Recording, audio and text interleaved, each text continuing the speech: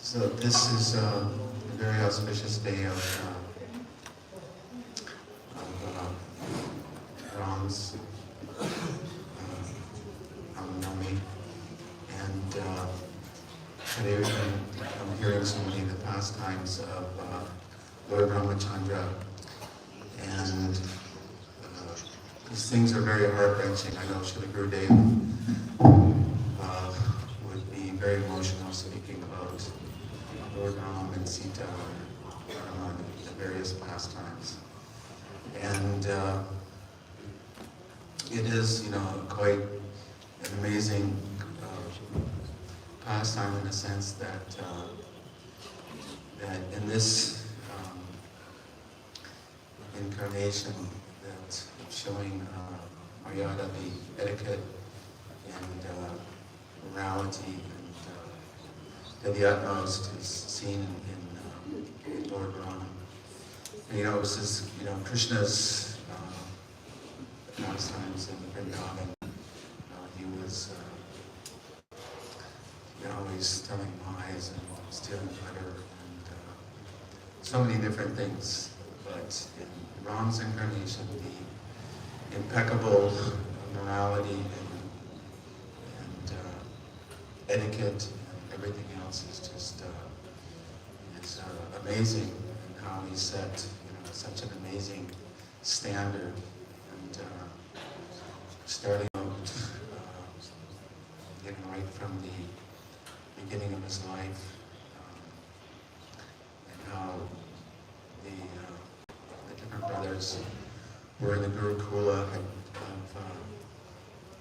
Vashishta, and how they had learned all the various skills for living in the jungle and art of morality and of weapons and all these different things, and how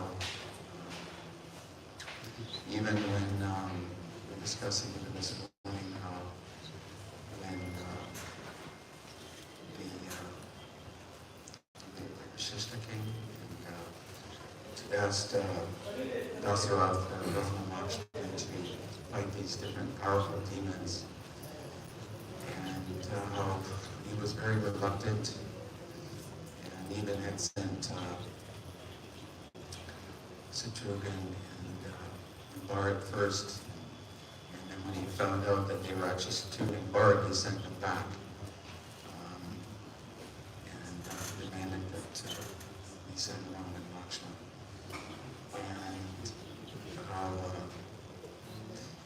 And after this, killing so many of the demons and who were disturbing the fire jatas of the sages and the rishis, he went on to swing war of Sita.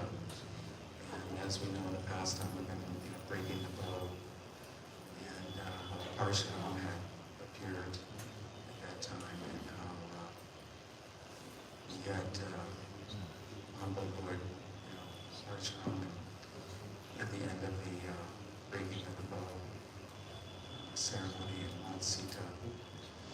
And then after this, we see how the part of the pastime of Kaikeyi,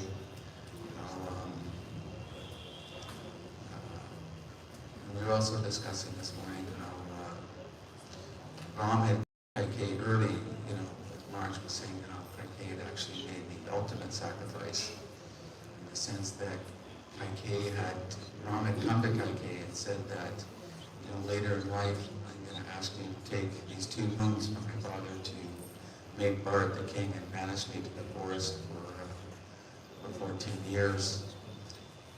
And I want you, regardless of your feelings, I want you to do this, because we know the pastimes that Ram had incarnated to kill Ravan and rescue Sita and like that. So Kaikeyi had reluctantly agreed to it, and so later on, Maharaj was pointing out that she had actually made the ultimate sacrifice, because later Bharat would refuse to even call her mother, and this was, she had to take a lot of the blame for what had happened. And so then, as we know after this, that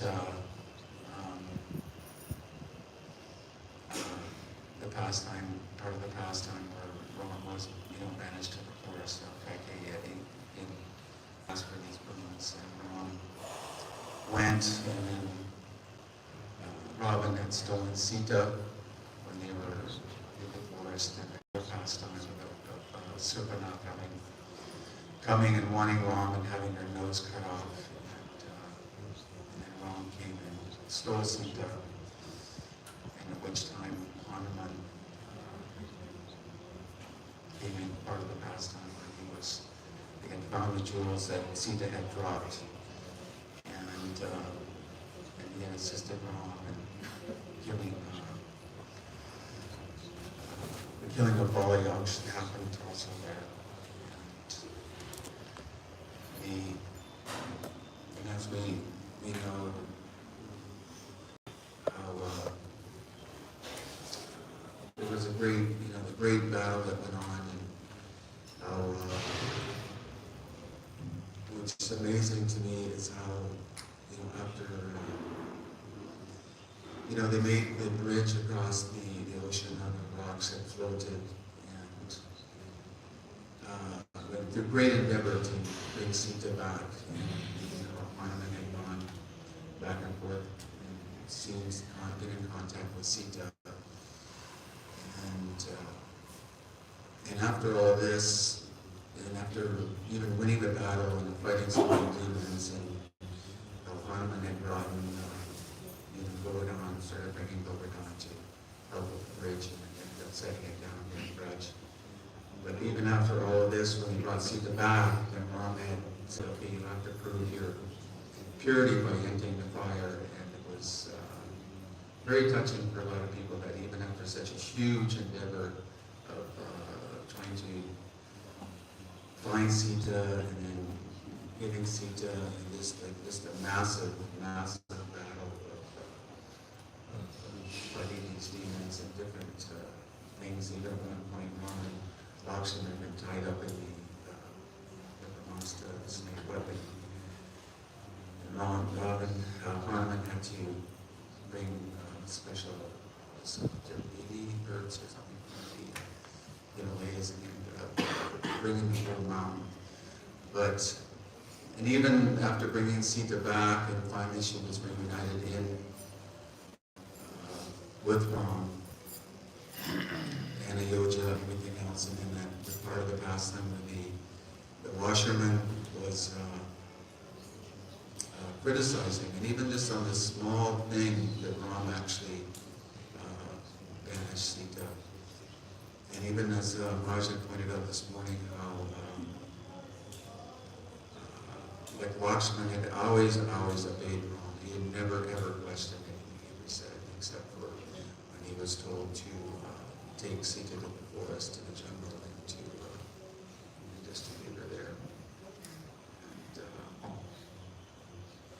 And at that point he did. There was some back and forth with Ram, and eventually he did do it, which is very, very, touching after so much that Sita had been through. And then we know how she was pregnant with Love and Fush, and how they were brought up in Valmiki's ashram. And at some point, how they had come back into the city, and some of the boys of Sita came back, and again they wanted to test Sita. And at this point, she just ended up entering into the earth. And shortly after that, the pastime of Durvasa, how he had come to see Ram, and then Lakshman ended up getting banished. He entered the river, left, and shortly after that, Ram also left. But it's a very, very, very amazing pastime. Very, very much.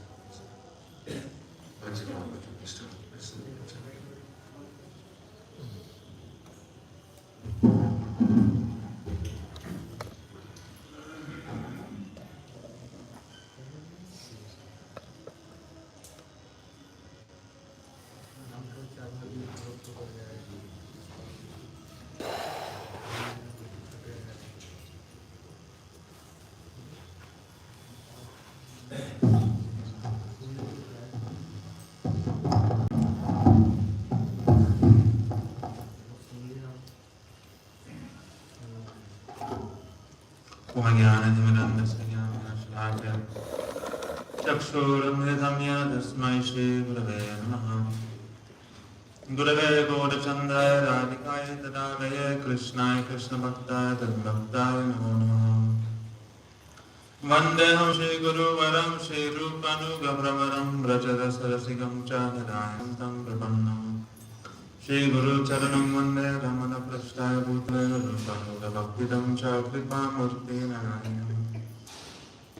Shri Krishna Chaitanya Prabhu Nityananda Shri Advaita Gadadhar Shivasari Gaur Bhakta Vrinda Hare Krishna Krishna, Krishna Krishna, Hare Hare, Hare Ram, Ram Ram, Hare Hare. First of all, I offer my sustenance and pranams, thousands of times, Lord, to Sri Paramaradatam, Guru Parapadam, Vishnu Paraswatra, Srimad Bhakti Vedanta Narayan, Sai Maharaj, Gurudev. Secondly, I offer my sustenance and pranams, thousands of times, Lord, to Sri Rupanuga Gaudhiya, Guru Bhargava. I offer my sustenance and pranams and to all the sinful Vaishnavas and Vaishnavis.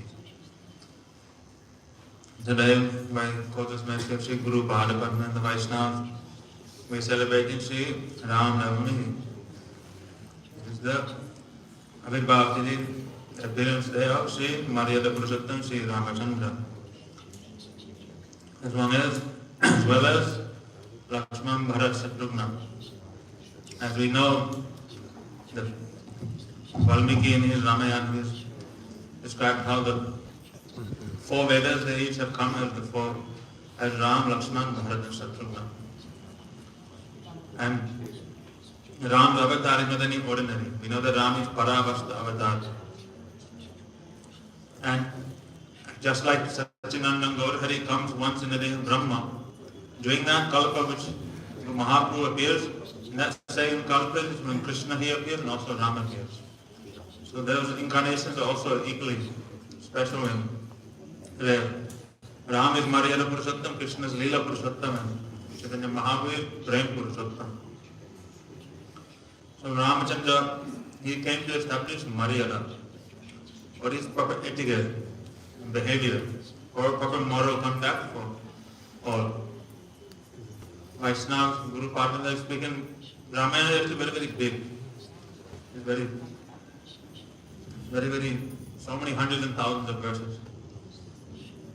But ultimately, the essence of that Ramayana we can hear. Guru Padma used to explain Ramakatha in such a way that no one will explain like this.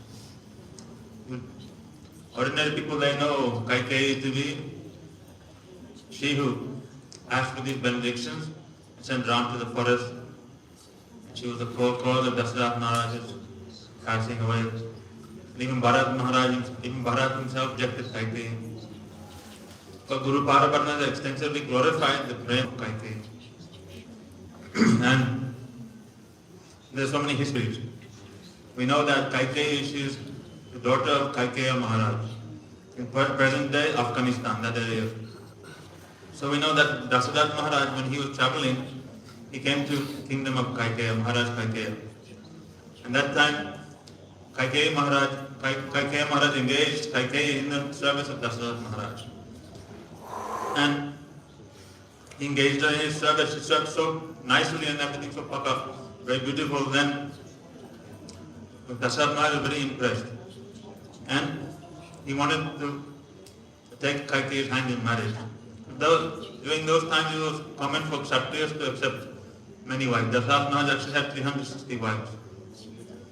He wanted to have a son. But he was unable to get any son. So Kaikeya Maharaj first he refused. He thought, how can I give my daughter in hand marriage to you? You have so many wives, so many queens, she will become just any ordinary queen.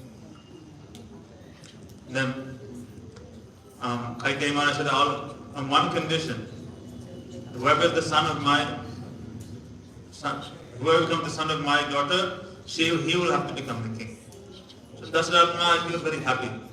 He agreed. He said, yes, of course, because he was thinking, till date I have not been able to have any son. And if Kaikeyi gives me a son, then what could be a greater source of joy than this? So I thought, definitely, if her son is born, then I will make him the king. So Dasarath Maharaj gave this promise to Maharaj Kaikeya. Then Kaikeyi was married to die of Dasarath Maharaj and was brought back to the kingdom. And in general, that time we know that Ravan and many Rakshasas, Ravan, he is the son of who? This Vishrava Muni, who is the son of Pulastya Rishi, who is the son of Brahma. So, and Vibhishan, Ravan and Kumbhakarna, three brothers, they all did austerities and they all received different benedictions. But Raman was very demoniac by nature. We know he is Jai and Vijay. Kumbhakarna and Ravan, Jai and Vijay. in the Bhagavatam. So due to the influence, the Rakshasa demonic influence was increasing on Prithvi. So Maharaj Dasarath, the rishis in the sages, they had approached Maharaj Dasarath. And he promised them, don't worry, I'll protect the kingdom. You can perform your tapasya, your bhajan, everything here in the kingdom. Don't worry, I will help. I will secure, make sure that you are protected. So Dasarath Maharaj, he had so many responsibilities. But he thought, without a son, how will the lineage continue? And he was in this way very, very worried. So we know that Vaishnava told this Katha that how there was one Rishi and his wife, they were both blind. He had this son, Shravan Kumar. So the Dasarath Maharaj in his youth, he was still young at that time, young king. He was hunting and he was practicing he knew the art of the Shabda Veda. I know how to shoot the arrow just based on the sound. So it happened that it was a hot season during the May, June. Then the two Rishi told their son Shravan Kumar, go fetch us some water. He was always serving his parents because they were blind. Without him, they couldn't do much. So he would assist them and help them in every way. So he went to the water to collect the water in a pot. That time Dasarath Maharaj, he heard a sound and he shot his arrow. And then he went to see and he heard a sound. Oh, I have been hit, I have been hit. And he realized, oh, this is not any animal, I hit somebody. And he went there and he saw this Rishi Kumar, this Shravan Kumar, he was bleeding there, dying. Then Dasarath Maharaj was weeping himself, what have I done, what have I done? And he realized he was helpless to do anything to save this boy's life. Then Shravan Kumar, he made one promise, oh, my parents are very, very, they're in the older age, they're very, very thirsty, very hot, please take this water and give it to them. He made Dasarath Maharaj promise. So he promised. In this way, he took the water and he returned back to the two rishis. That time it was very hot. The rishis were blind. They only heard some sound. Someone was coming, so they began asking, "Oh, Shravan Kumar, is that you? You are coming. Where are you?" But Dasarath Maharaj, he couldn't say anything. He couldn't speak a word because he was so feeling so sad and shocked that he had killed their son. So ashamed. And they was kept on saying, "Oh, why aren't you saying anything? Why aren't you speaking? Come forward. Have you got the water?" And then Dasarath Maharaj came close and he finally said, "Oh, I am not Shravan Kumar. I am not your son. I am Dasarath Maharaj." Immediately they understood something had happened. They asked, "Where is he? What have you done with him?" Then Dasarath Maharaj, said, "I have killed your son by accident." Then they began weeping and they were so much in shock that the wife, the mother of Shravan Kumar, she gave her left of her body. Hearing that her son had died, she left her body. Then the father, he told Dasarath Maharaj, "Oh, you do not know what it is like to lose a son. So I request you that you will also, the same pain, the same suffering, separation that we are feeling now from our son, you will also die in separation from your own son." And in this way, saying these words, then he entered into Agni Samadhi. He burnt his own body to ashes. When Dasarath Maharaj heard this, instead of becoming very sorry and worryful, then he became actually secretly inside happy. He thought, "Oh, they have cursed me that I would die from separation from my son. That means I am guaranteed to have a son." This was a dilemma in his first place, that he was unable to receive any son. Then he thought this now, "Oh, that means his son will soon come to me." And he thought, "Oh, I'll just like what it means for a father and mother to die in separation from son, it means also in my old age, then I will die in separation from my son." He's thinking like this. So he came back to the kingdom and he didn't tell anyone about this history. Then we know then the Vaishnava told this Katha about Shringi Rishi. He is born from a deer. They thought he had two horns on his head, small horns. And his father was a great Rishi, only staying in the forest, always in his father's association, never talking, never seeing anyone from the outside world, only doing tapasya and doing their Saram Bhajan there. Then Dasarat Maharaj, he was told that if you want to have a son, then you need to call this Shringi Rishi. He is pure. If he does a yagya, by his purity, rain, prosperity, everything will come to the kingdom. Also, you will get a son. So I thought, how will I bring this Shringi Rishi? He's doing tapasya in the forest. He will never come to the city. Why? Gita says city is like tamasik.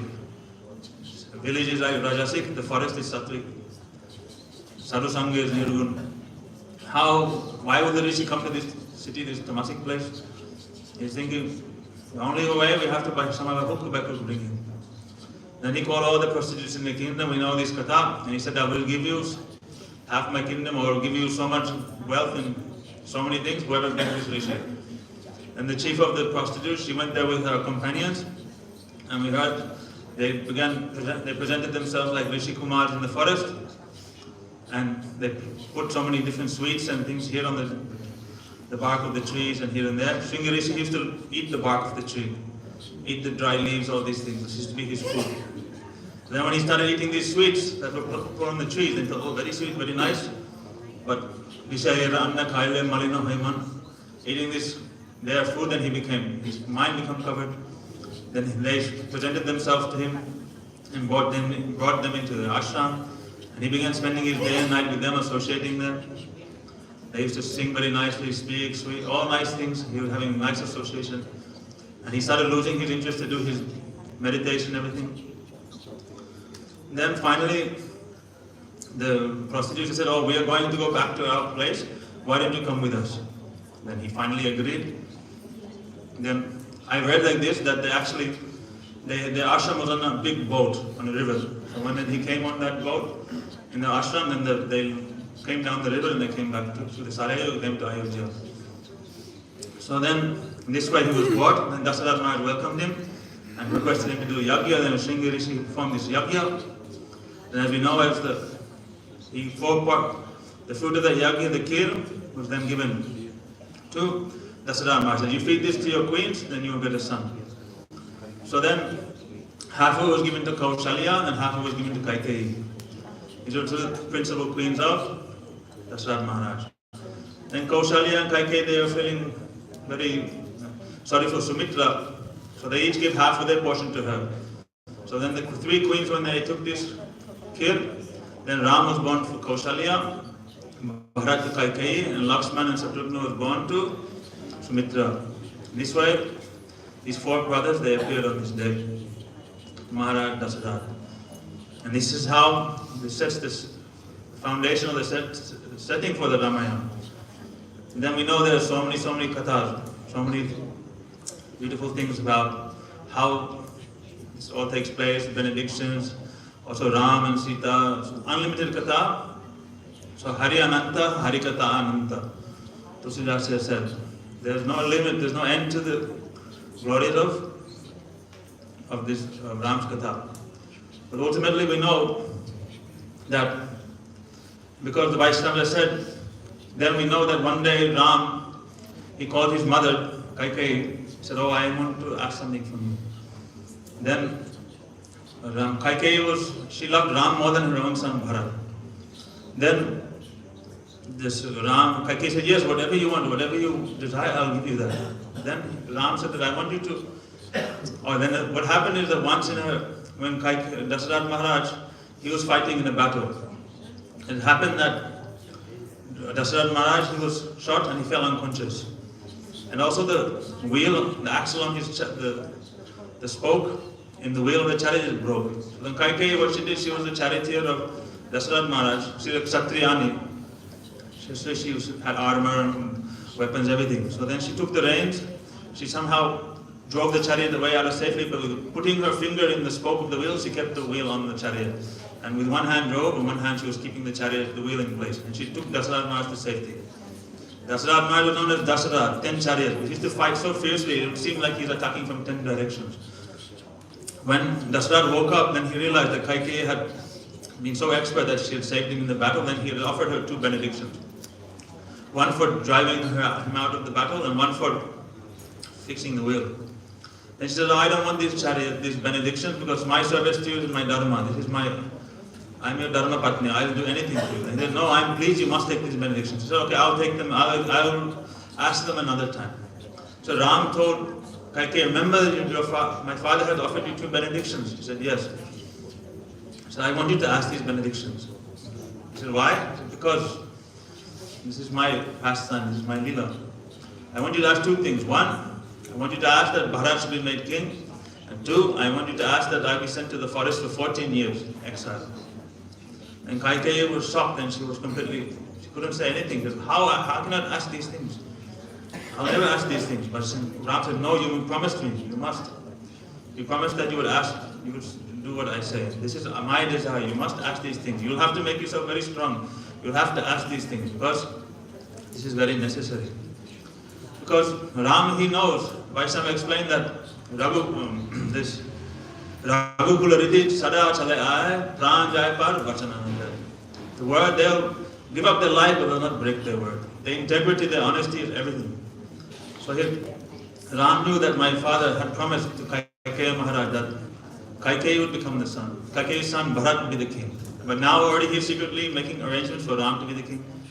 And second, also, he had promised to protect all the rishis and all the sages and everything in the kingdom, but he's neglecting his duty. Now he's only staying here and he's not performing his duty in this way, only absorbed in enjoying his life with his sons and family. Ram thought this, I cannot tolerate that this kalank, this contamination or this criticism will come on my father. Therefore, in order to assist my father, I'm going to have to ask these benedictions. And ultimately also, this Guhak Raja, Vibhishan, Hanuman, Jambavan, Sugriv, all these are parikas, all these associates of Ram are waiting. When will Ram come? When will I meet with my Guru, my Lord? Ram also, he had to go see all his servants, his friends. So then for so many reasons, and many other reasons also to uphill Yuga Dharma, celebrate Jai Vijay, so many reasons. Then this Ram Lila had to take place. Therefore, then Kaikeyi, she made her heart very hard, and then she asked Dasarath Maharaj for these 2 benedictions. So this Katha is very beautiful, very, very long also, but just praying to Guru Bharman and Vaishnava that we may always remain under their guidance and hear these Kathas from them, and we may one day realize Mancha Guru Rasta Ki Vasta Mancha Vasta.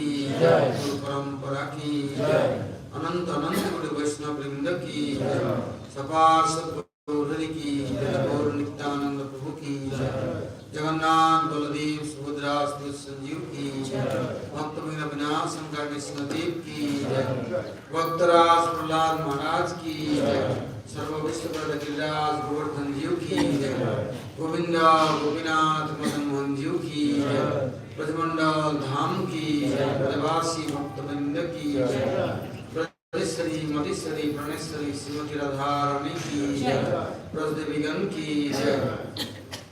जय रामनवमी तिथि की जय।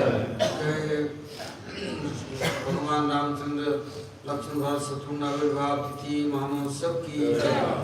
समवेत गौरभक्त वृंद की जय। परमानंदे।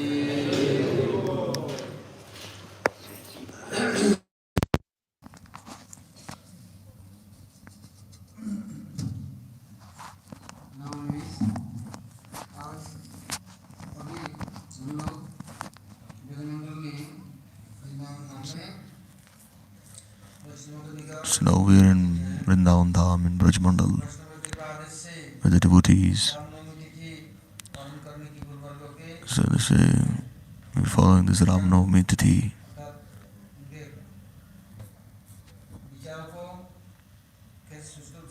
So how can we follow their vichar very nicely? So that we follow this Tithi with the bhaktas.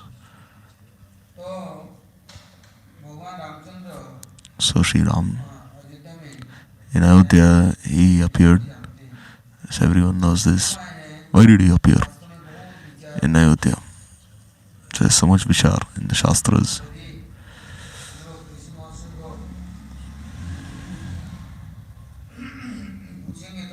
If we ask the Rishi Maharshis, then they will answer.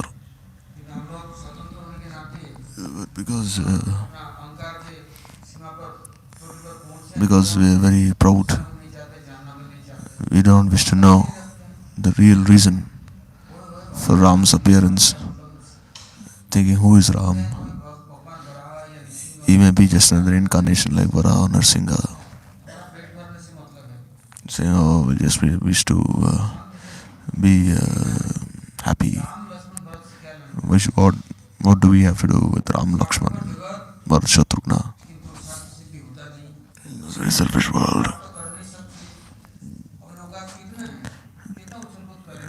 You see,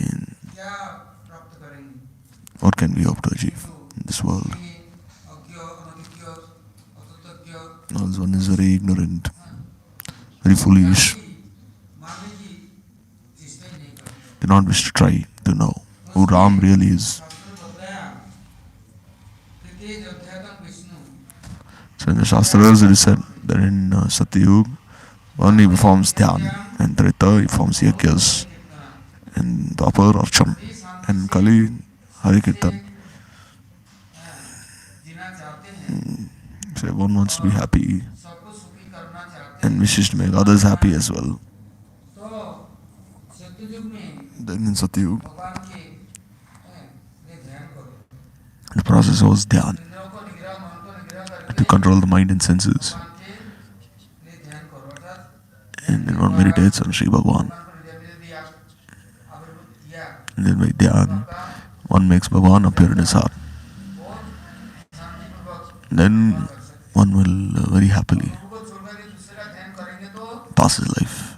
Or else if one doesn't meditate on Prabhu, then the person whom you are meditating on, that person's qualities will appear in your heart and will destroy you. Bhagavan is the guardian of the world. If you don't remember Bhagavan, meditate on him, then how can we be benefited? So therefore it has been said, Tetaryatam Vishnu.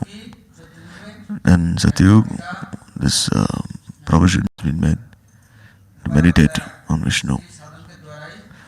That by sadhana everything is had. And in Treta,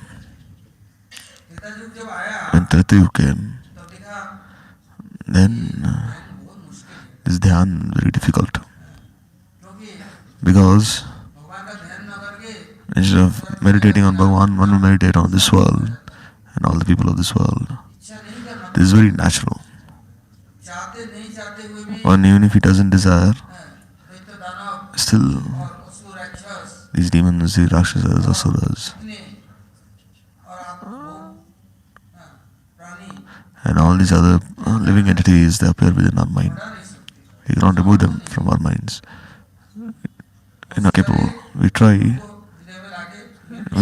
to bring Prabhu in our hearts for at least a little time.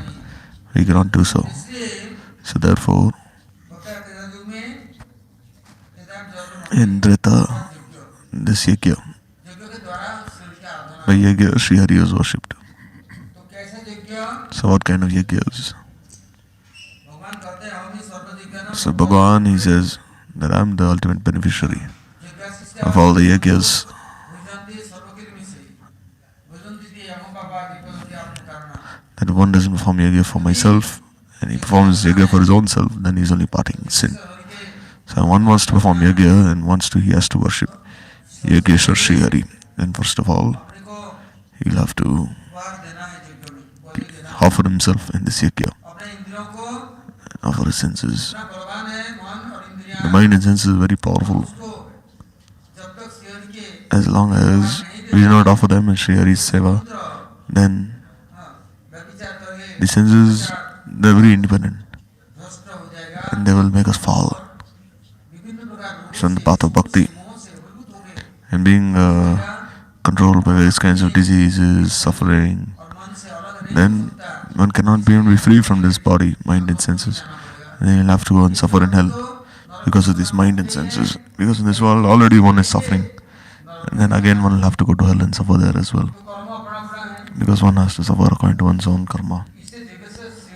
Therefore, Yajneshwar Sri Hari, this gift has to be offered to him.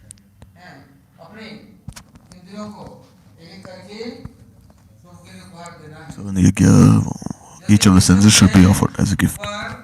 If you can offer them as a gift for Yajneshwar Sri Hari, then that which has been offered to Sri Hari himself will look after that person. He has that capability. He is competent. He can make that which is impossible, possible. Possible, impossible. Vice versa. Therefore, it has been said that in Treta Yuga, the worship of Yajneshwar Sri Hari is done by performing these 5 sacrifices. Make him happy. Because if he is happy, then the entire world is happy. If you cannot please Sri Hari, then you cannot please your own self or please others as well.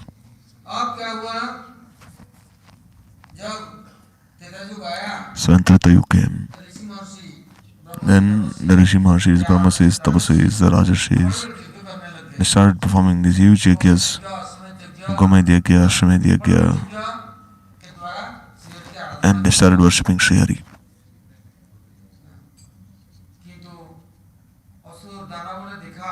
But the demons, they were saying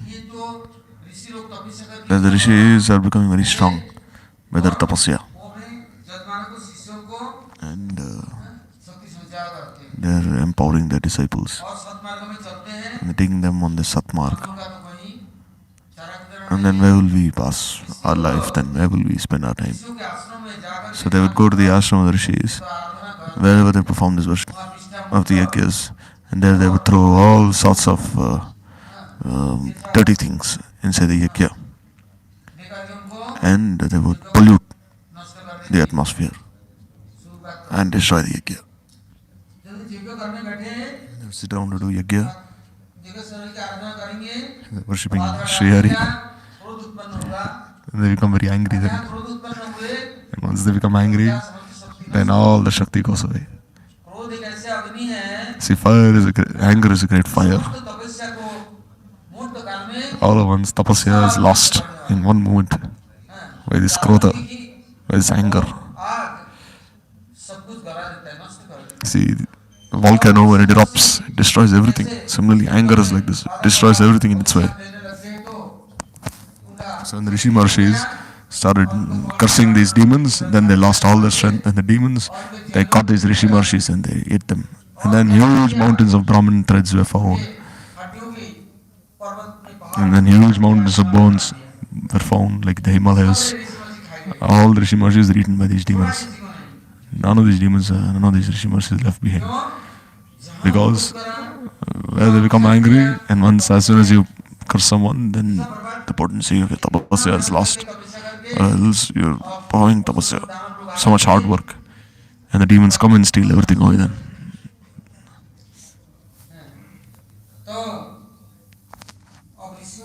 So then the rishis, they saw although they're not letting us do yagyas, भीषण उत्पात कभी आंधी तूफान and sometimes they cause a huge storm गंदी चीज फेंकना and throw bad things, foul things, उनको डरना धमकाना and to threaten these rishi maharshis, इतना आतंक मचा के रखा है and create so many disturbances. कभी भी यज्ञ नहीं कर These rishis could not perform any yagya. उनके यज्ञ के समस्त वस्तु को चोरी कर लेना And then all the things of that yagya would be stolen away, आश्रमों को thrown away. बड़ा दयनीय स्थिति में ला दिया They say they brought इतने ऋषि महर्षि they brought all the rishis to their knees. They became food for the उस समय demons. क्या हुआ At that time what happened?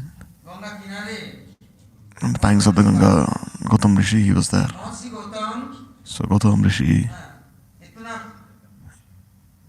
प्रभावशाली he was very strong, शक्ति संपन्न very powerful उनके yogi. आश्रम में उनके In his ashram, he had these cows, जो छात्र and he had all these students, disciples. सब लोग शांति से विराजमान They were all there. और प्रतिदिन And every day की जो they would worship Sri Hari performing yagyas. देखो वहाँ पर आकर के So there, when they came there, Indra, what did he do? कैसे प्रवेश कर गया And then you see, he became, मुहूर्त में in Brahma स्नान Murta, करके when पूजा ध्यान आदि करके आगे यज्ञ करेंगे Gautam Rishi would bathe in the Ganga every day in the morning, and he would come back to return for yagya. But then what did Indra do? He entered inside and he polluted his wife. धर्म सहजाति जो स्वधर्मिणी कहते हैं Yes, because a wife is one who helps the husband follow dharma, and the wife herself is very dirty. धर्म आ जाएगा Then how is she following dharma then? She is actually following adharma, kapat dharma. तो उसके अंदर दुर्बुद्धि घुस गया Because if one's wife is polluted, then her intelligence becomes spoiled. वो तो अहिल्या पाषाणी भी हुई And then you see Ahilya turned into a stone, और इंद्र को भी अभिशाप लग गया and then Indra also was cursed. इनका अभिशाप देने से शक्तिहीन हो जाएगा That by his फिर cursing, इसको then Indra ये हमसे बढ़ कर गया आगे नहीं बढ़ सकता इसीलिए साधु संत therefore the sadhu santas, Rishi Maharshi the rishi maharshis, ऐसा करते हैं wherever they're performing tapasya, there दुष्ट दाना वृत्त नहीं all these demons, demigods, gandharvas, kinars, yakshas, they all come there. ताल बेताल Tal, Betal, all these different beings come there to make him fall from this path of bhajan, bhakti, से नष्ट किया है to make him lose this vitality. Gautam But Maharshi Gautam, he then पाषाणी बना दी तो left his wife, turned her into a stone. सुना नहीं No, संग there was no question of any association with his wife. आराधना करने लगे Rain, there was no rain anymore. अन्न नहीं There was no food, there was no water, गाय भैंस चरने के लिए घास नहीं there was no महर्षि को the Rishi Maharshis, there was no grass for the cows.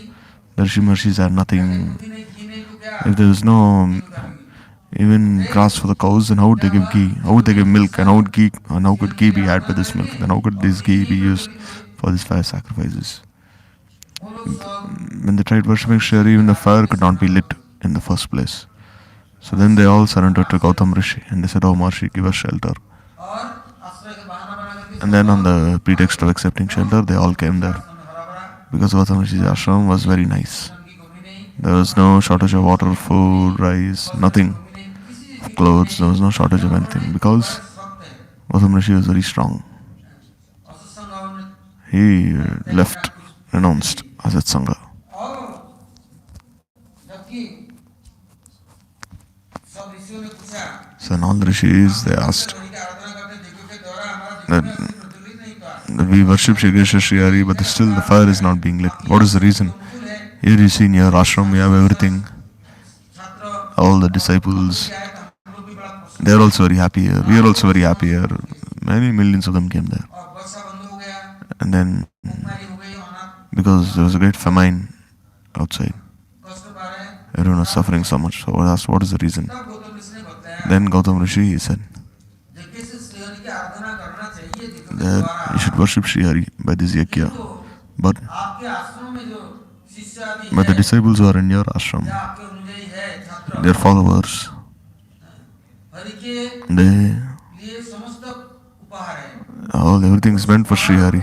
They took those gifts समर्पण विग्रह में समर्पण करना चाहिए। and they should offer that for Sri Hari's seva. But if someone accepts, before offering to Sri Hari, if someone accepts it himself, then those remnants how can they be offered as a sacrificial offering for the pleasure of Sri Hari? In your ashram, you have so many students, disciples. They take the cows out grazing, milk them, they make kheer. But as soon as kheer is made, what do? Before the kheer is offered for Sri Hari's yajna, they hide some of this kheer away. And then they think, oh, my guru is offering everything the yajna, then we don't get any of this kheer. So therefore first they divide this kheer amongst themselves, saying, all right, give something to the guru, and then keep the rest of the kheer aside. Give a little to guru. And then once you've given everything, it's enough. And they say inside also Paramatma is inside. So even if Paramatma is taking this kheer, then this is also yajna. Just by offering this kheer inside the fire hot or little, Paramatma is inside us. So even we are also like a sacrificial pit. The hand is our spoon and our mouth is the kunda. And then Sri Hari is happy by taking this yajna. But Gautam Rishi, he was never scared of anything or doubtful of anything. So he told the sadhus that whatever the disciples do, the guru will remain quiet. Oh, don't say anything to the disciples. Or the disciple, then he may feel bad. So then the guru remains silent, and the disciple remains silent as well. Guru cannot discipline disciple. But then,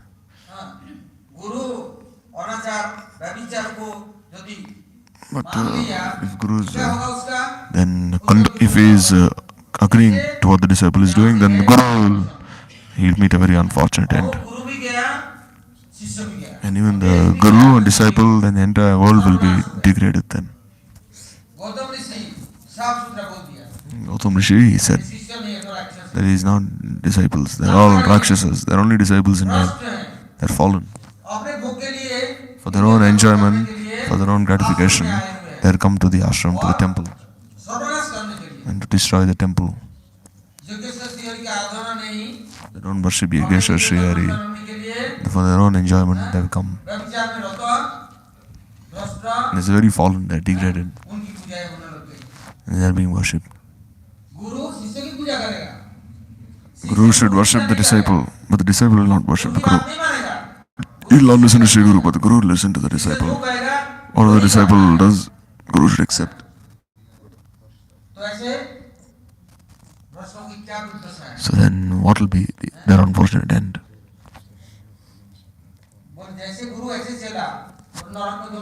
Then like Guru, like disciple, then both of them will go to hell. So Gautam Rishi spoke these words, very strong words. Then the Rishi Maharishi, they saw. Saying, oh, our disciples now, how can we discipline them? How can we speak the truth to these disciples? And even if they don't come to the yajna, no harm, let them just rest there. But they know they will not come for Arati, they will not come for Kirtan, they will not come for Hari Katha. Then they say, oh, we're like, we are also, anyhow, we just part of the ashram, so no harm, no need to go for Katha and Kirtan. But what will happen? Then they don't come for Katha and Kirtan. Then they will also degrade others then. One who will not worship Sri Hari in this way, then what will he do along with degrading himself? He will degrade others as well. Because an idle mind is devil's workshop. No. So Guru will not say anything, saying, oh, I will be silent and you be silent. So in this way, Gautam Rishi, he didn't care. You see, he even turned his own wife into a stone, saying, already become a stone. And then in Indra also, he cursed him that all your body should be afflicted by this female reproductive organ. So this way he was very strong. So he cursed Indra this way. So then these rishis, they were enjoying nicely. But then they saw that there was so much rain and there was so much grass everywhere So then they said, oh, Gautam Rishi, now we'll go back to our temples. But Gautam Rishi said, don't go now, it's just rain now. So grass is just sprouted now, there's so many worms there. Just go later, he said. Many dangerous insects everywhere. He said, no, we stayed for many days here, now we're indebted to you. Now can we be free ourselves of your debt? No, we cannot serve you, so we'll just leave. So I started making many excuses. And Gautam Rishi said, just be patient, he said. Stay for some time here. Because in Gautam Rishi's ashram, everyone will have to come to the yajna and worship, and during evening, after the final offering, then they'll have to take the remnants of that yajna. Means they have to honor Mahaprasad. Then by honoring that Mahaprasad, they will maintain their bodies. Or else not that they go to the forest and just pluck some fruits and eat whatever they can find their hands on, some roots and fruits, and then be happy and enjoying, or just drink milking any cow. Like here you see, sometimes they're going to this hotel, they're going to the market, they're going to the shop, and they're bringing many mangoes, and they hide in their room. They give 1 or 2 mangoes to Thakurji and they eat the rest of the mangoes in their room. When someone is eating mango, bananas, grapes, jam, but what will you do eating so many things, hiding inside your room? If your life is meant for Sri Hari, He has given you a place at His lotus feet. He is the one who nourishes you. But He's saying, no, I'll look after my own self. And I will make sure I look after my body that will never die. But this is very bad. Because Bhagavan, He has huge eyes. He knows. This is His creation. He will look after this creation. But then if you say, oh, I'll look after my own self. Oh, let me see. Saying, who are you? I am everything. So this is very demoniac mentality. So the rishis, when they saw that, oh, Gautam Rishi will not let us leave now. So one day Gautam Rishi went in the morning. So what did they do? Then there was one cow they made from Maya. Very old cow. And they put this cow in front of Gautam Rishi. And Gautam Rishi told this cow, oh, please make some way. I'll go bathe in the Ganga. It's Brahma Murta, I'll come back. They have to do many mantras. The cow was very weak now. Only had bones. And even the cow dung was very thin. It's very weak cow. So then he just took a kusha grass from his ass and he just touched the cow. So kindly move aside. And so he touched the cow started trembling and just fell to the ground. And all the other Rishi Maharshi said, oh, Gautam Rishi is a cow killer, he's a cow killer. That he's a cow killer. Now this ashram has become very impure and let's go. And they all left and ran away. Then Gautam Rishi was saying, what has happened here? And you see, this cow had died now. But then he was thinking, where is the corpse? Where is the dead cow? I don't see the body anywhere also. Then he realized, oh, this is just some Maya. When he started meditating, then he realized that they made this cow out of this Maya. Then he said, those people who just they make allegations for no reason. So when you make some allegation baselessly, then you lose all your tapasya, you lose all your mantra shakti. Your mantras you'll never have. Because you're lying and you're making allegations baselessly. If someone is looking after you and then helping you, then you're ungrateful. And then they say, also criticize then. You say many things. Not that, oh, Gautam Rishi, he looked after us. And then this yajna was started, and then Hari was worshipped, and then Yageshwari caused so much nice rain, fruits and flowers and everything. He made the ashram very nice. But they were not grateful. What was the result? When they left the ashram and they went, and you see the disciples, how did they become? They all became demons. And then they had no relationship with their guru. At the time there was Matanga Rishi, guru of Shabri, Agas Rishi, Bharadwaj Rishi. So Matanga Rishi was in his ashram. And his ashram was very nice, very beautiful place. There's a Shimuk Parvat, Kishkinda, and Pampa Sarovar. Nearby there's a huge ashram on the banks of Tungabhadra river.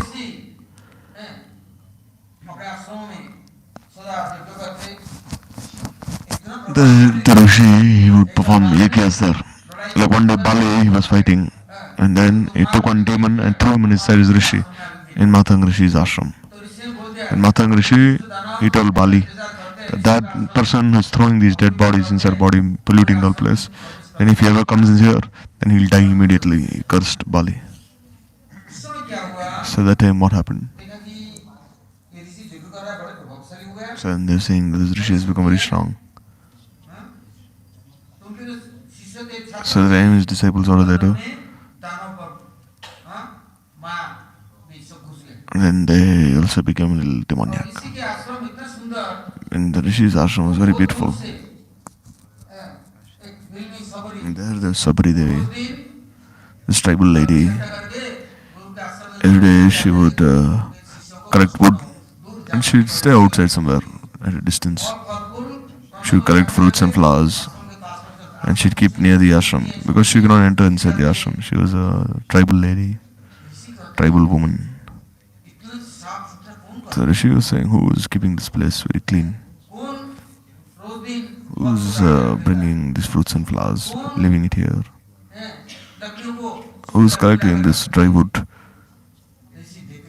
The Rishi started looking everywhere. There he saw this tribal lady. So one disciple said, this tribal lady, she sits at a distance.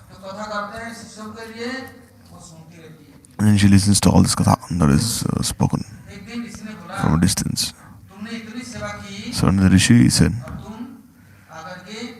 that you can come and listen to Hari Katha here, you're doing so much seva. So then Sabri, when she came there, then the other devotees became very upset. Then they said, oh, why is she coming here? We will not stay here anymore.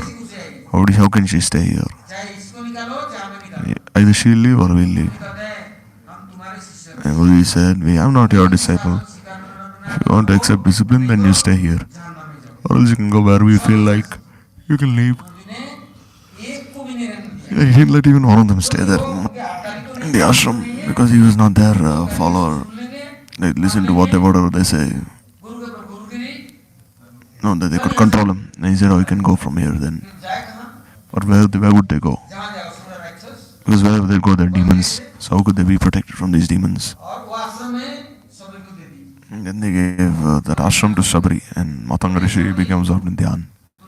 And he told Sabri that you serve the ashram vasis, and Bhagavan himself will appear here and give you darshan. He'll eat from your own hands and he'll give you full mercy.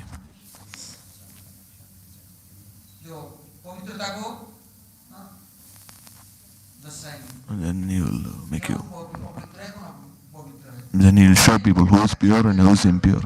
Because the disciples had some doubt, saying, why did he give shelter to Sabri?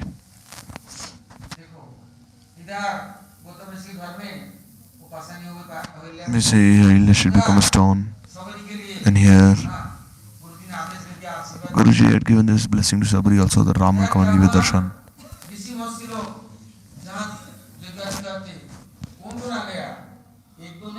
And when Rishi is performing yajna, then you see Surpanaka, Kabanda, Taraka, Sabhav, Marich, Karadushan, so many. Only some of these demons, but there are so many demons. Thousands of them.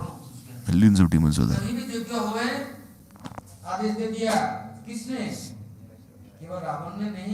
Yajna was done, and Ravana gave this order, not just Ravana, Kumbhakarna.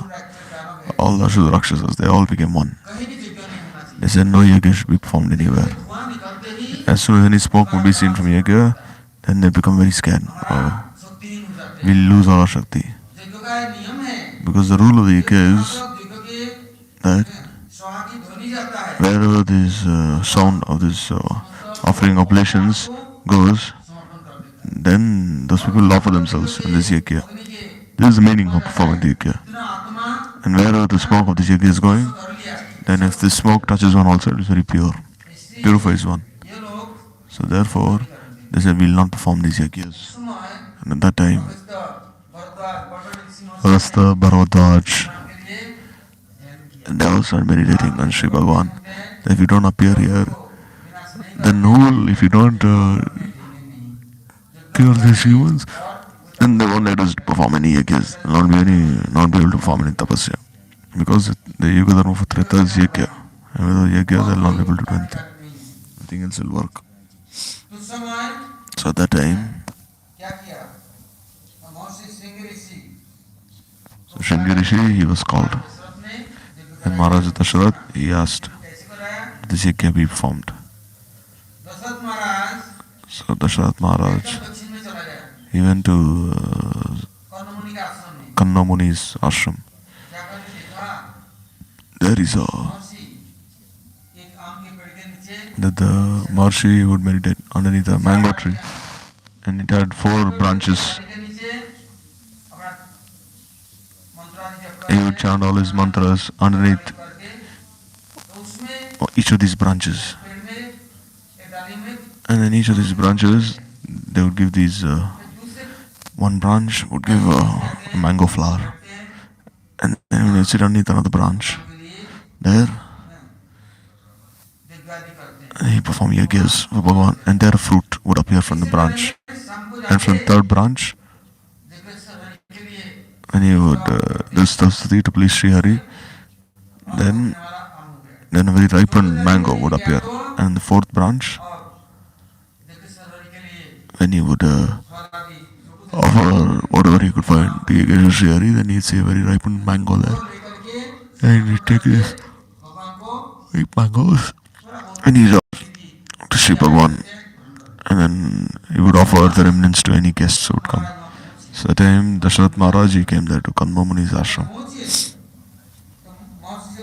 And he started praying to this Maharshi.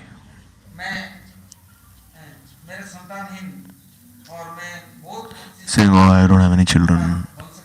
I don't have a son. So who will continue my family line?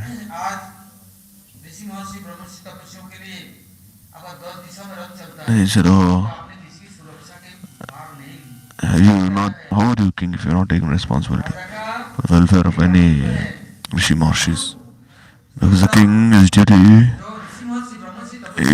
to look after the Rishi Maharshis, Tapasi, Sadhus. Look after them in all ways. Or else, if you don't have that blessings, then you lose your kingdom also, what to speak of having another son. That's how you become a Kshatriya Raja.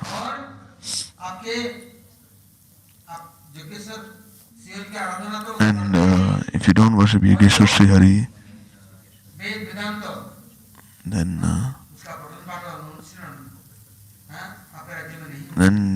you see in your kingdom no one even discusses the Vedanta. So first of all, the Veda has 4. Rig, Sam, Yajur and Atharva. So you worship the 4 Vedas. Every day you listen to the recital of these Vedas and you conduct yourself according to the Shastras. Because one who listens to the Shastras but he doesn't practice in his own life, then he is opposed to Shastras. How will he get this strength? Where will he get this strength from? So in Kanda Muni, he told Dasharath Maharaj, worship the 4 Vedas, and then by yajna you worship Yogeshwar Sri Hari. And those who perform yajnas, you look after them. But Maharaj Dasharath, he lost.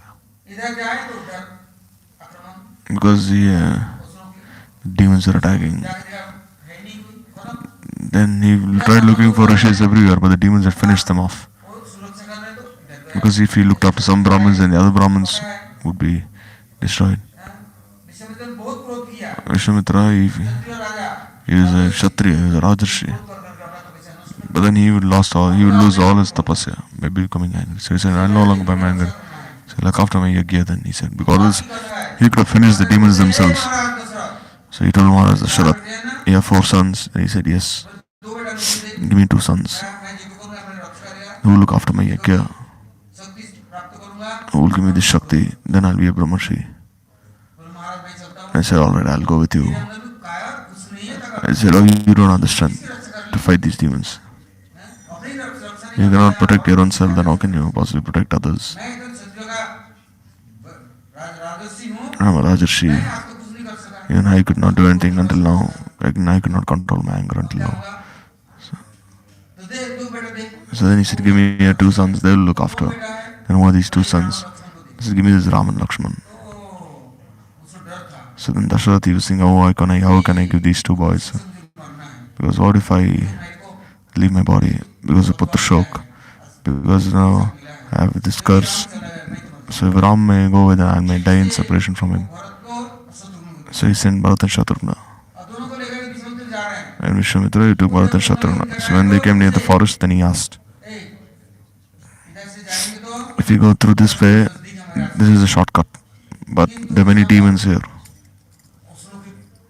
So we'll have to go past them. But if you go, then we'll have to go in a circle around the forest. Then we can avoid these demons. So no, we'll just go around the forest. Bharata and Shatrugna said, why should we go inside? Then he said, oh, Dasharatha has cheated me. He said, you come with me. Then he went to palace and he said, oh, Dasharatha, you're trying to cheat me. Are you a king or Kshatriya? You're speaking lies. Who have you given to me? Given Rama and Lakshman to me. These two, then I don't want them. Then Dasharatha, he was thinking, oh, how can I give Rama and Lakshman away? And again he asked, should we go through here or through here? But there are many demons here. And if you go here around the forest, then we can avoid them. And Rama and Lakshman, why should we go around the forest? Wherever there's Bhagavan, why should we fear? We should be fearless. Let's go inside the forest. But Vishwamitra says, see, I cannot become angry. These demons, they'll threaten me. I'll remain silent, but both of you should protect me. Because if I become angry, then I'll lose my tapasya. Then again they'll overpower me. So look after me. Then he said, yes. Yes, we are your students. You cannot look after our Guru. Then how are we students? And how are we disciples in any way? And they say, how can we protect you then? Like Dronacharya, once he went to the river to bathe, and then there he made a crocodile appear. Then the crocodile caught him, then he started shouting, help me, help me. Then all the Kauravas, Duryodhana, ran away from there. And the 4 Pandavas also ran away, but Arjun, he remained behind. I said, Arjun, will you save me? Then he said, why not? I'm here. He took a blade of grass and then he cut open the mouth of this crocodile. And he protected his Guru. So he said, only one disciple. He said, one more is enough. What need is there for so many stars?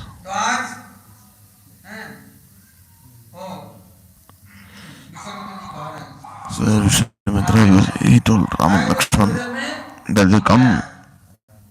And then Tarakashi came there. And then Kabanda. They remembered their Guru, they defeated all these demons. Guru was very happy with them.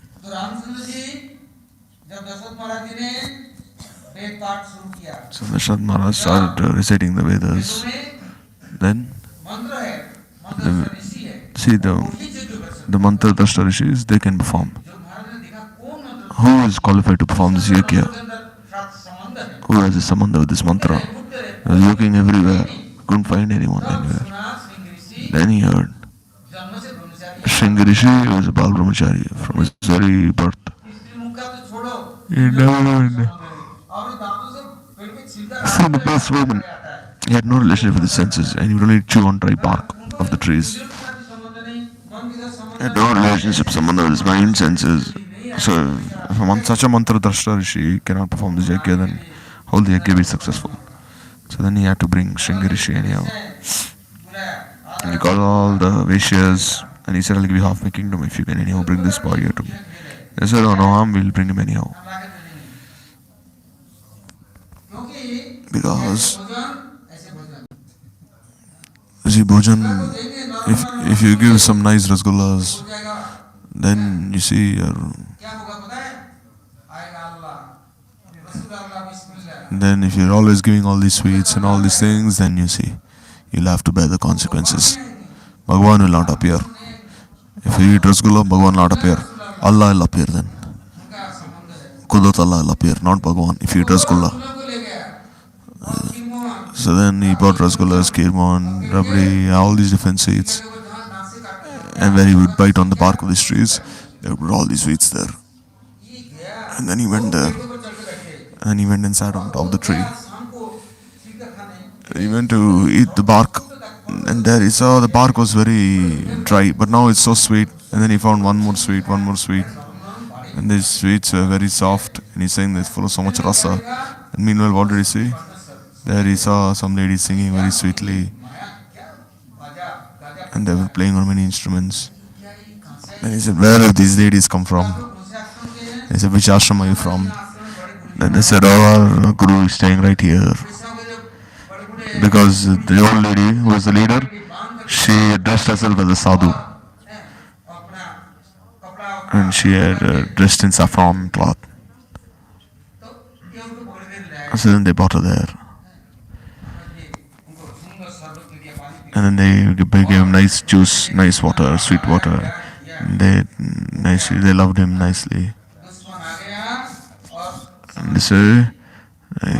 they gradually overpowered him. Now he was theirs now. And then they took him and they left. And then he reached the border. Then it started raining so much and the conches started blowing and the fire was lit. All the Rishi Mahorshis came to receive Shringi Rishi. They said, oh Maharaj Dasharath, Shringi Rishi has come. Then the king, he brought the Shringi Rishi. And as soon as Yajna was started, then Yajneshwar Srihari, he appeared in 4 forms.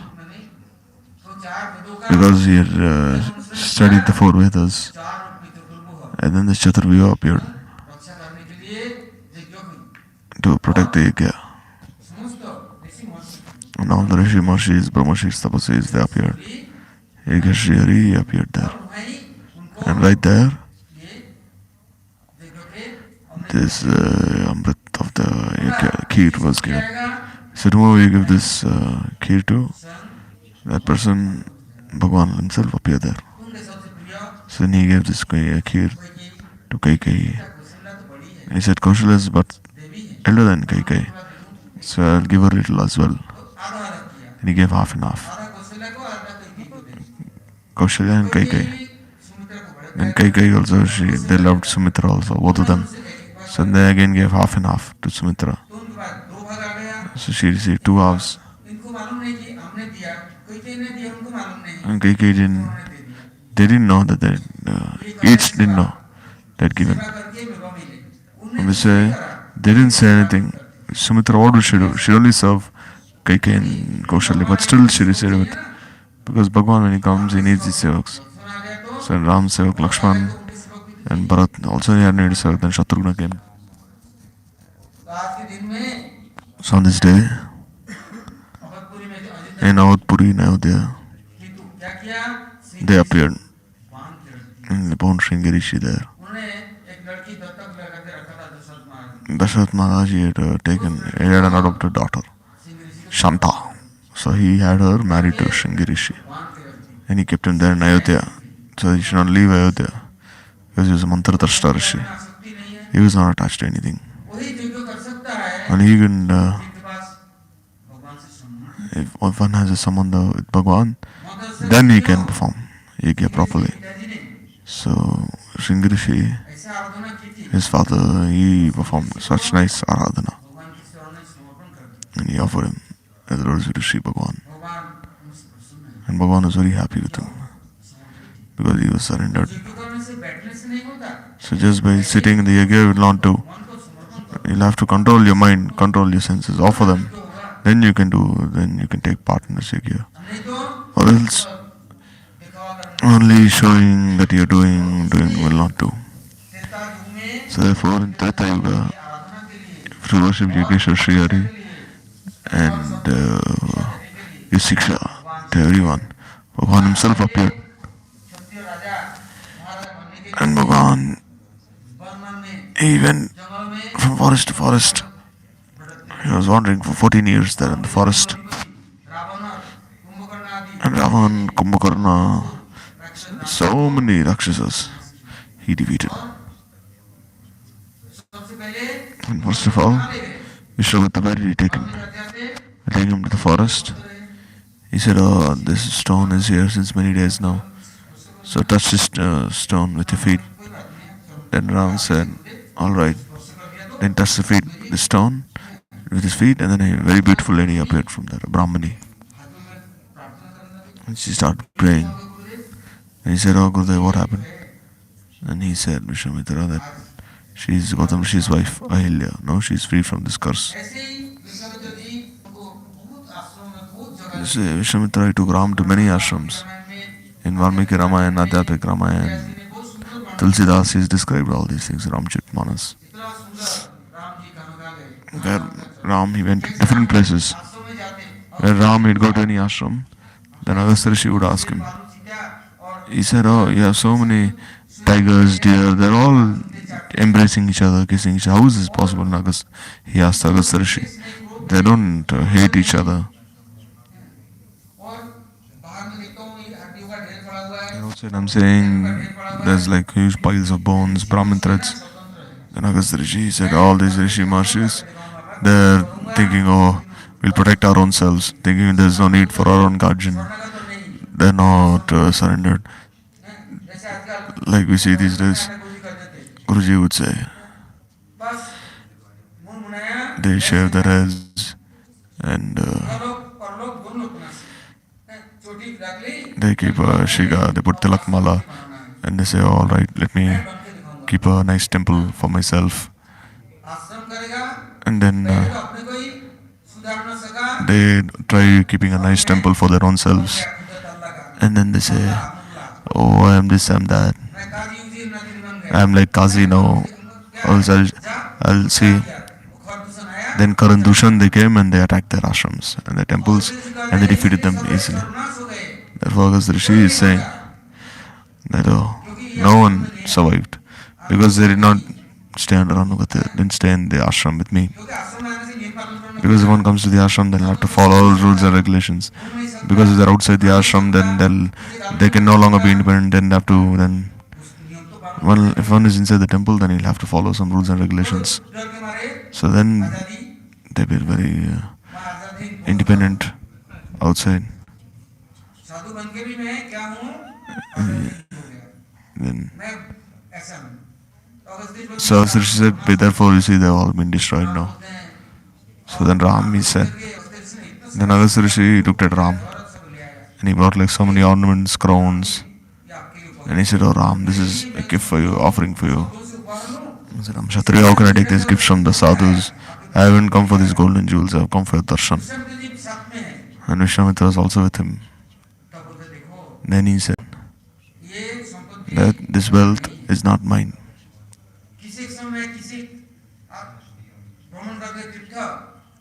When I was visiting one ashram after another, then I reached one ashram. There were very nice trees, there fruits, flowers.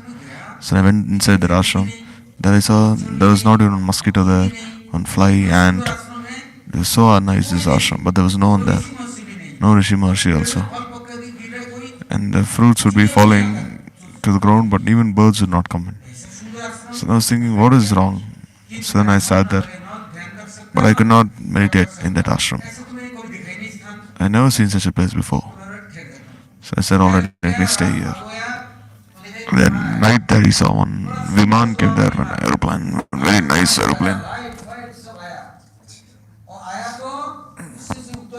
There, one very effulgent person came from that Viman, from that aeroplane.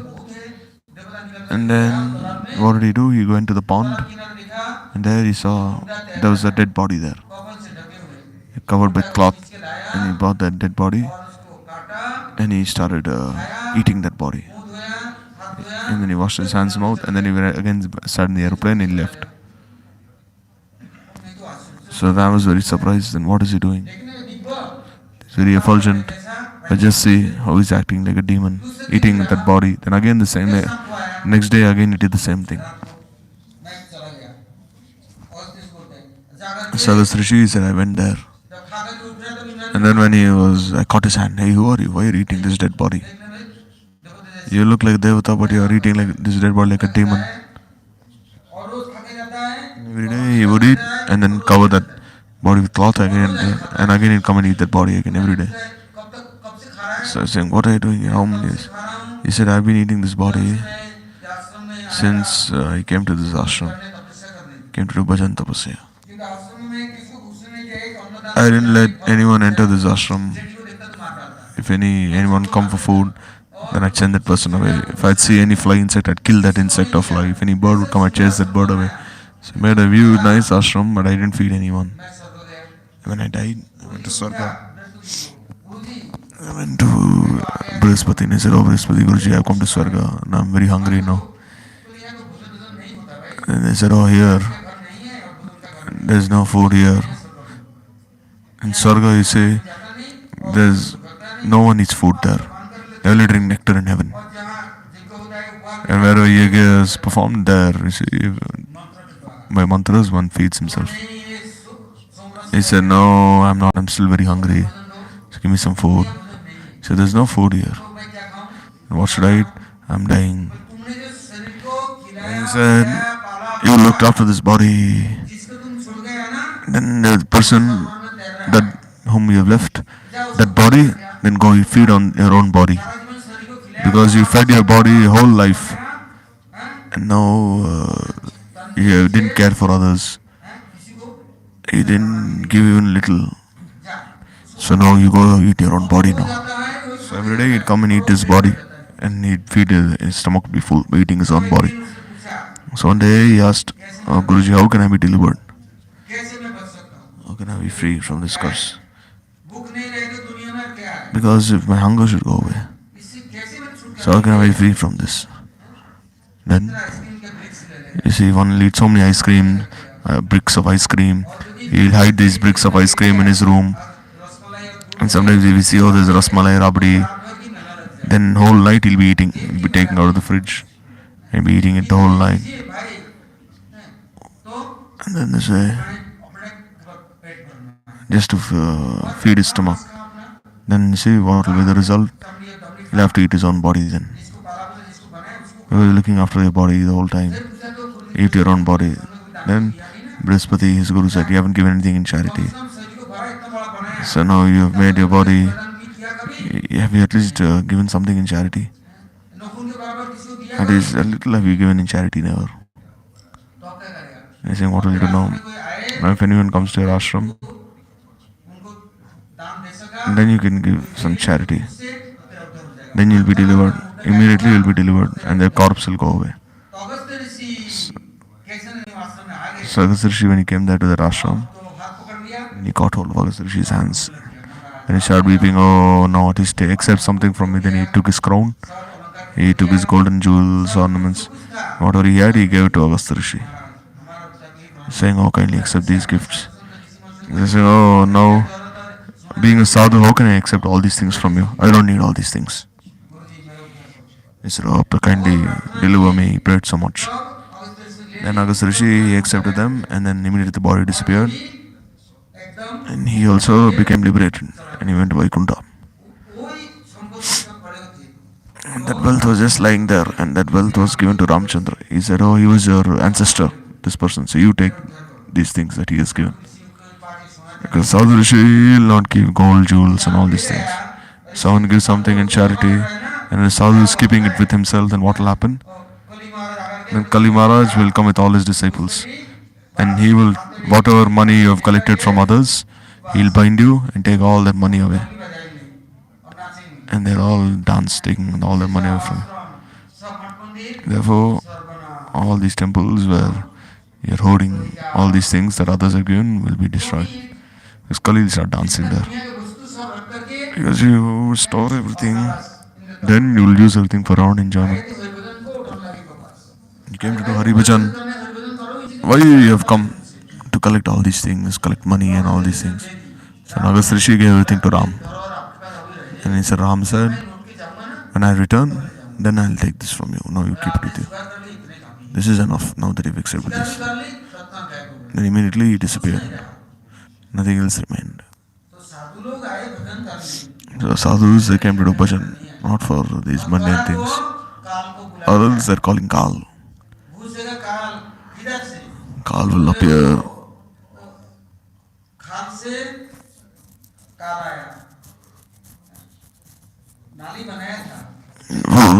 You see, he made a channel. And the channel, you see the snakes, the crocodiles, they all appeared in this channel of water. And what did they do? He made a pipe from the channel. So that this water comes inside the house. And then you see these crocodile snakes, they entered inside the house of Sadhu. So you left this world, everything behind. Then why are you again trying to collect money and all these things again from this world? Why are you doing all these things? Why did you leave the world behind in the first place? You can go back. You become a Tyagi, another sadhu. You should have faith in Bhagavan. Why are you depending on others for money and all these things? So then Agastya Rishi, whatever he said, and Vishwamitra and all the Rishi Maharshis, they all start trembling. They said, oh, Ramchandra started smiling. If the Rishis don't have this Gyan, then they don't have this proper Acharan, then they're like dead bodies. Therefore, the time all these in Valmiki Ramayana, there are many such Puranic histories. So one cannot accept the discipline of Guru, then how is he disciple then? Oh, Guru should worship me, do my arti, glorify me, then he's Sadguru. Then all of us will say, oh, Sadguru Bhagwan ki jai. And then we'll accept Guru as Bhagwan, because Bhagwan, he looks after us, similarly Guru will also look after us. But who will look after your body? Will the soul being benefited? Are you getting this Atma Gyan? You realize your Sarup. Where are you? Therefore, every letter of the Ramayana, Guruji would explain. He said, if you haven't read the Ramayana, then you cannot enter into this Bhajan Rajya. Then you will go into this Bhojan Rajya. You think, oh, there's a nice feast there. Let me go there and let me go eat there nicely. And I'll get nice dakshina there. You're correcting the sins there. There is written there, oh, sadhu seva. And this Maya you will receive there. And you go there. Therefore, you don't read the Ramayana, then how will you know what is Maryada, what is rules, regulations? You will not realize any of this. Therefore, Ramchandra is Bhagavan's Paravastha avatar. Ram Narsingha Narayan. They are very exalted avatars. You should worship these three personalities. If you don't worship Narsingha, then who will worship? If you don't worship Ram, then you won't get any Gyan. If you don't worship Narayan, then you'll have no astitva, no existence. So therefore, Guruji, 15 days before this Rama Navami, he'd explain, and then afterwards as well. When he'd go preaching everywhere, he'd speak on Ram Katha. Because as long as you've not heard Ram Katha, then you'll not have any backbone. And you cannot even sit straight without a backbone. Then how will you have? You'll not be competent. Just by, you'll have to be strong from within. Then you can do Krishna Bhajan. So for today we are praying to Chaturya, Ram, Lakshman, Bharat, Shatrugna. Then, you see the four brothers, they had this rule. Lakshmana would serve Bharat, Shatrughna, or they would serve Ram and each other. Or they were all under the Anugati of Ram. And Ram, how he himself would follow Dharma. So try to follow all these vichars very nicely. Then you should pray there to Sri Ram. Or else you cannot do so. So we'll stop now. Listen tomorrow. Ooh.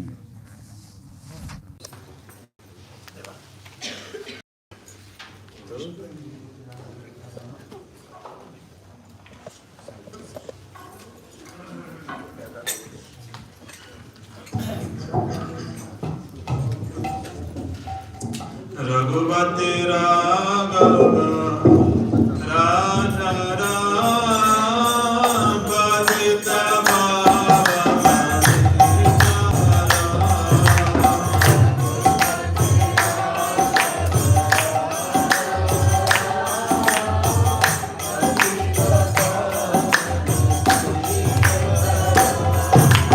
Raghupati Raghava Raja Ram Padita Pavana Sita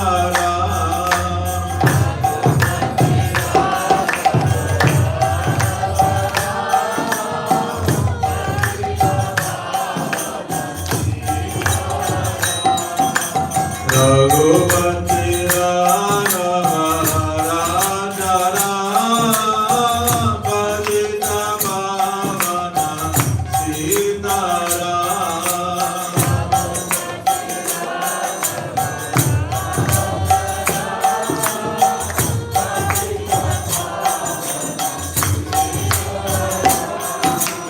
Jaya Ram Jaya Jaya Ram Jaya Ram Jaya Lakshmana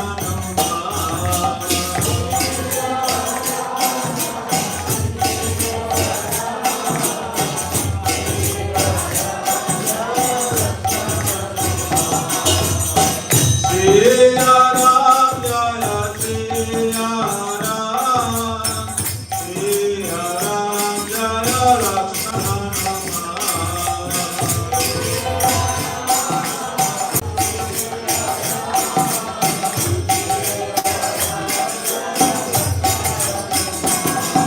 Raghupati Raghava Raja Ram Padita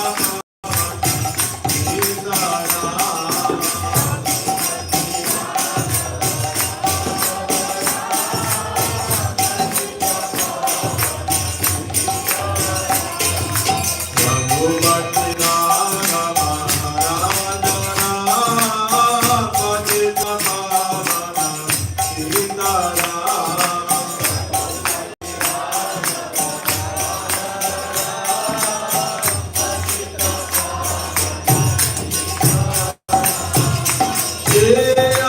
Ram Jaya Jaya Ram Jaya Ram Jaya Lakshmana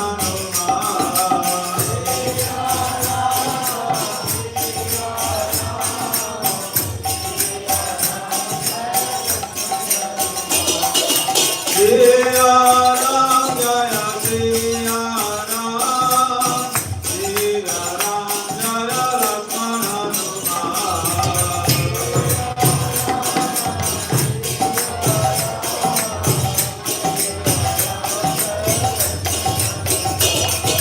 Raghupati Raghava Raja Ram Padita Pavana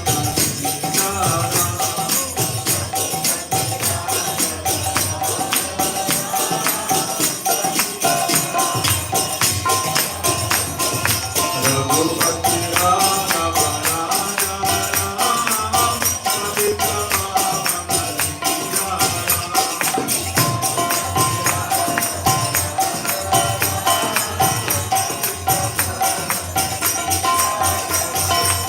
Jaya Ram Jaya Jaya Ram